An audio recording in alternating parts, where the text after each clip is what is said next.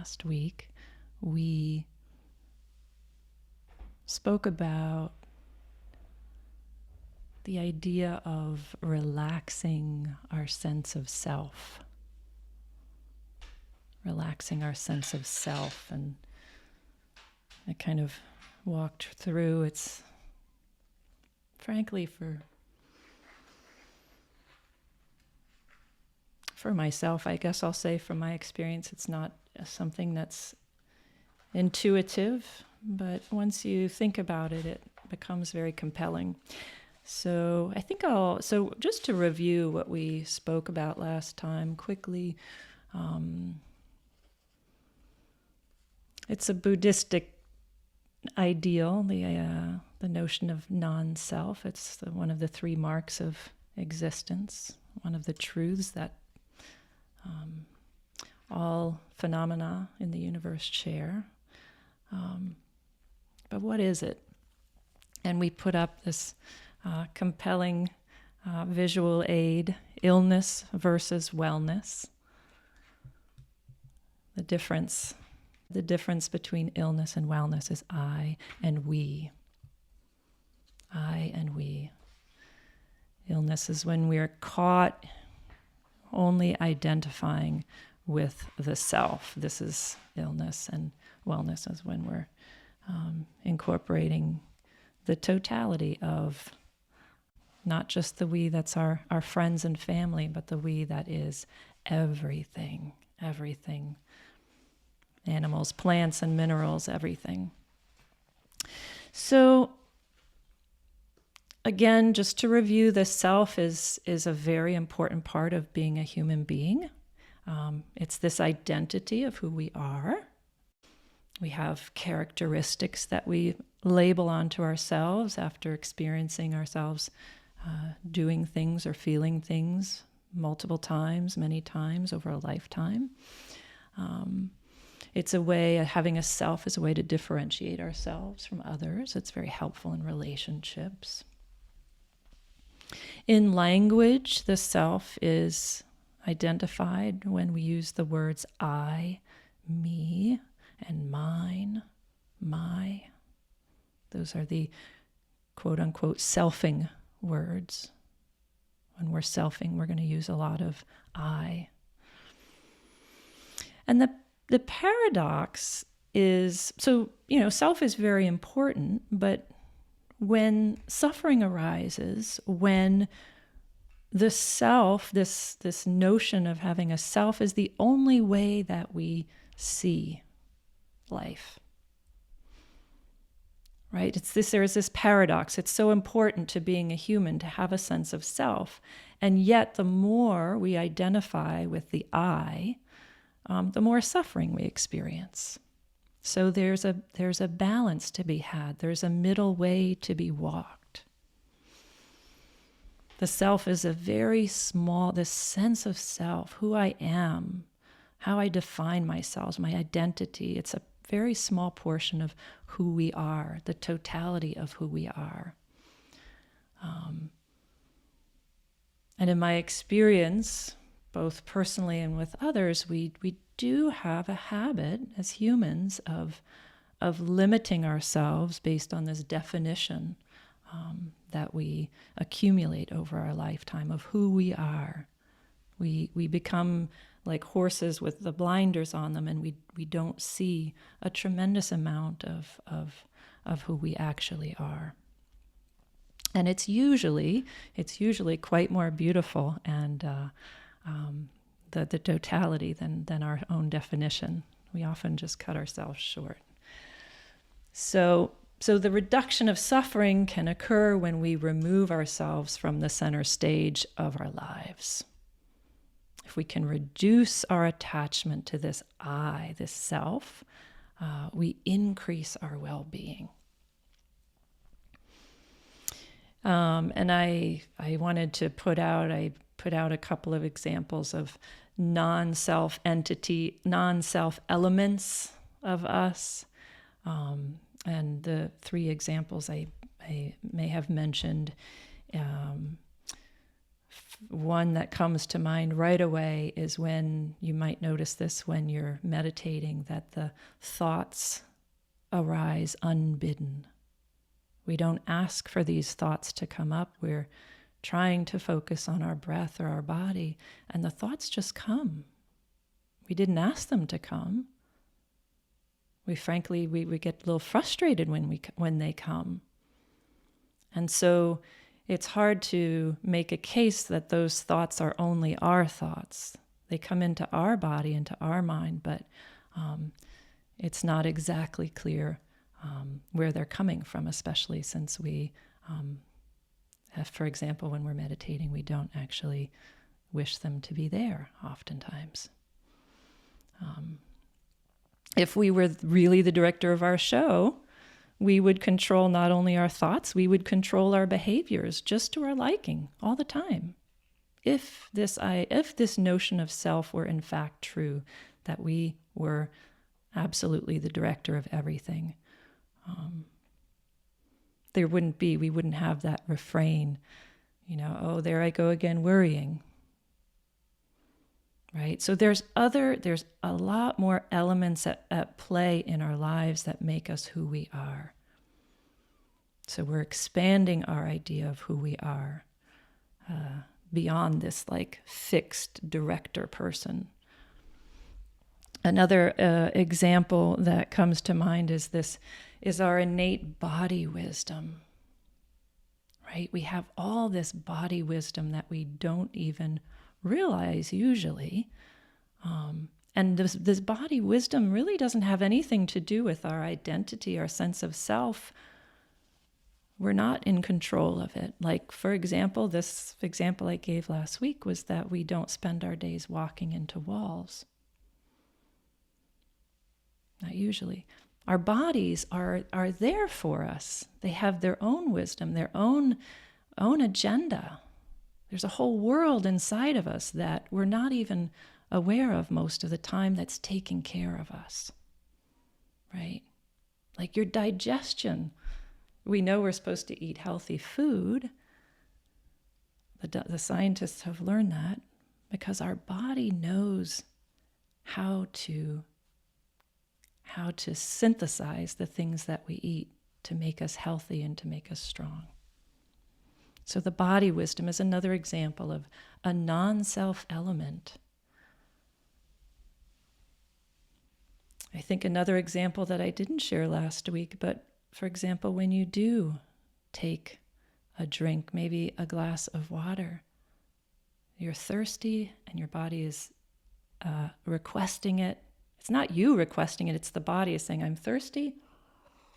You drink the water. But the water itself is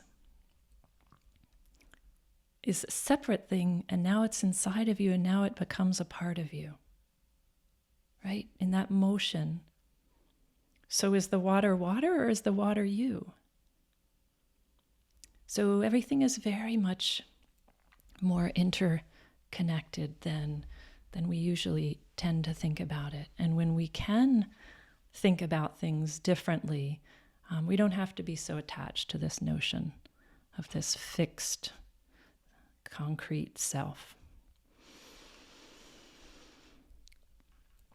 So Rick Hanson, in classic style, he gave a long list of ways that we can release our hold on this unhelpful way of viewing ourselves. He gave a long and wonderful list. And so I'm going to share these. I'm going to share them with you. I didn't take all of them. It was really pretty chock full chapter, but we'll do 8 ways to release the self. And you can listen, and some of them you probably will really appreciate, and some of them you won't like at all. This is how I read it. I said, that's not for me, but that one is over there. So I'll just share what he offered as ways to release our hold on the fixed notion of ourselves. So number 1, he suggests not using the selfing words. not using the selfing words.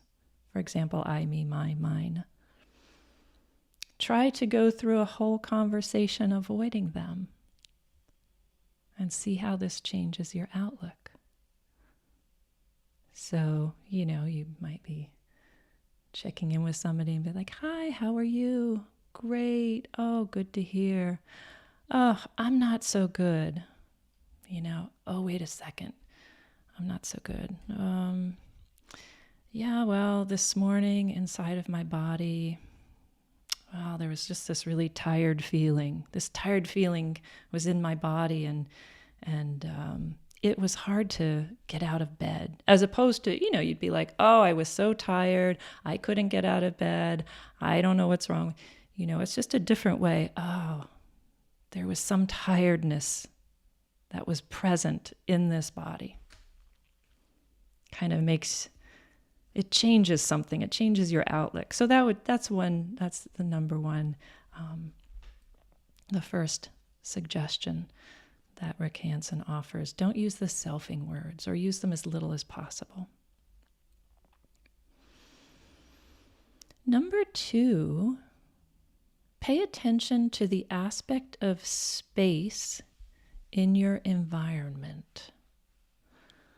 And what he means by that is, for example, right now you can look up around you and perhaps you see walls, but have a sense of the space between you and the wall, between you and the ceiling. There's all this space, and there's air molecules, there's dust, there's a lot of things in existence in that space. And he says that the empty volume, this perceived empty volume, paying attention to this naturally draws your attention to the whole of existence versus this limited sense of self. And it's kind of neat when you look around and you think about the space instead of the objects. It's a very, very refreshing way to look. Same way if you're driving, looking at the space in between the cars. Or I think it was Mozart who said that music is about the space in between the notes, not the notes themselves. Number 3, renounce being special. Renounce being special. Commit to being ordinary. Renunciation of the belief that you need to be special is a radical path to happiness. I quote. So give up trying to be important.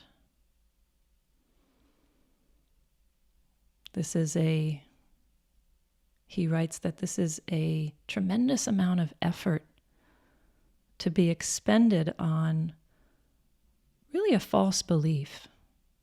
Because who are we trying to be important for? It's worth examining. So commit to being ordinary.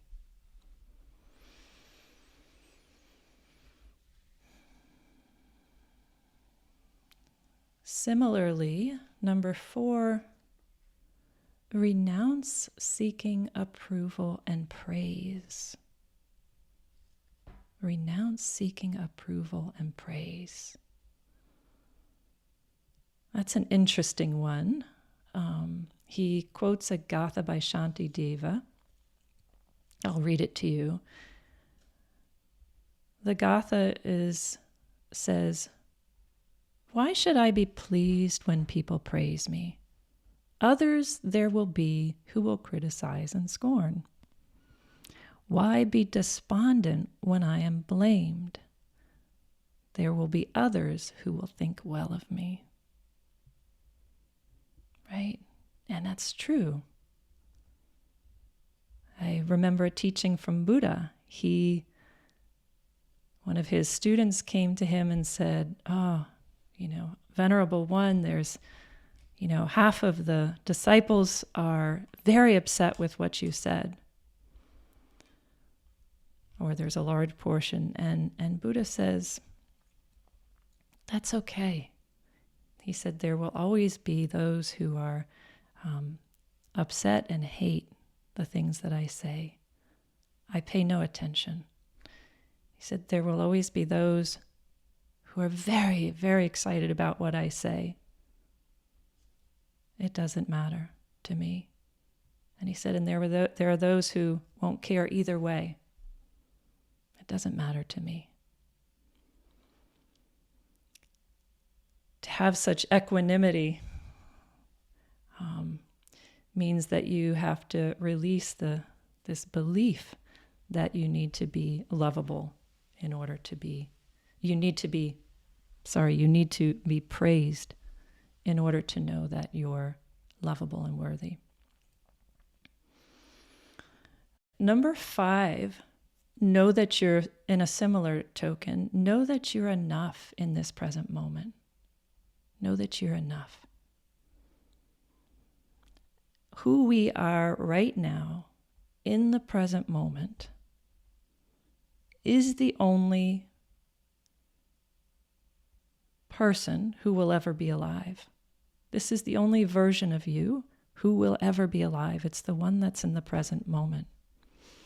So, be a good friend to the real you, the one that's right here, right now. The future you isn't alive yet. The past you is dead. So love the you that is alive right in this moment, and know that this right here is what there is, and so it's enough.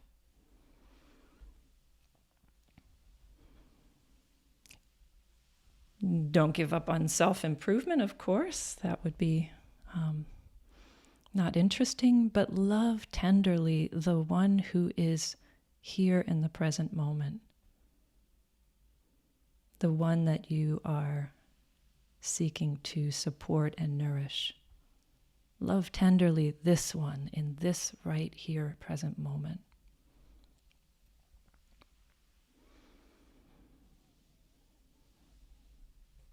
Number 6, he suggests let go of what others think. This is a tricky one. We have evolved to care deeply what others think. It is a matter of survival.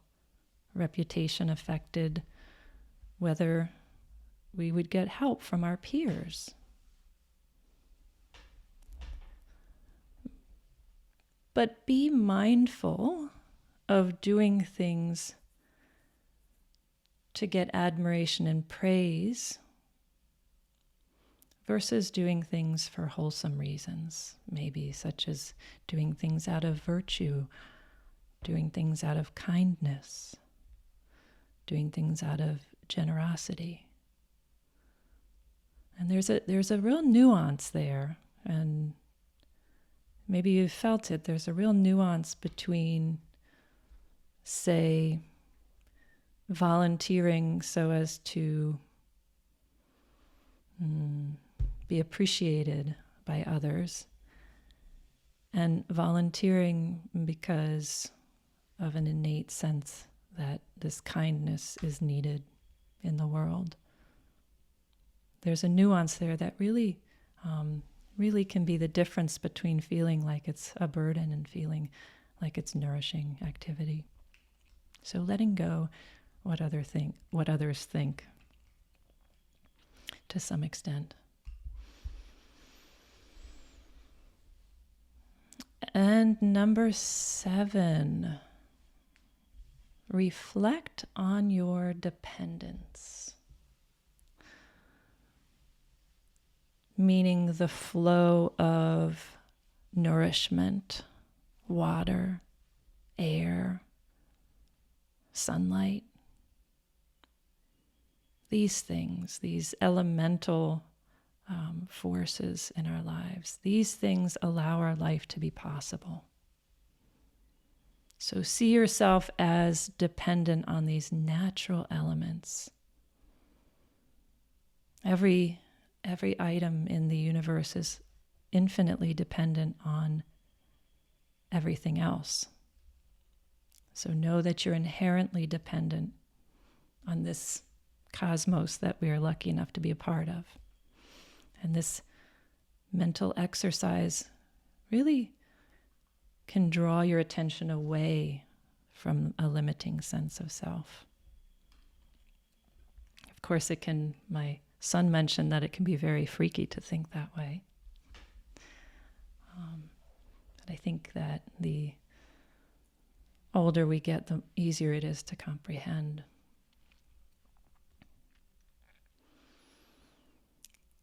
And then lastly, number 8, ways to relax our hold on ourselves, our sense of selves. Think back to the origins of things. So an example that is so helpful, for example, eating a plate of pasta. So step back. You can even do it while you're eating. We've talked about this in the past. Step back,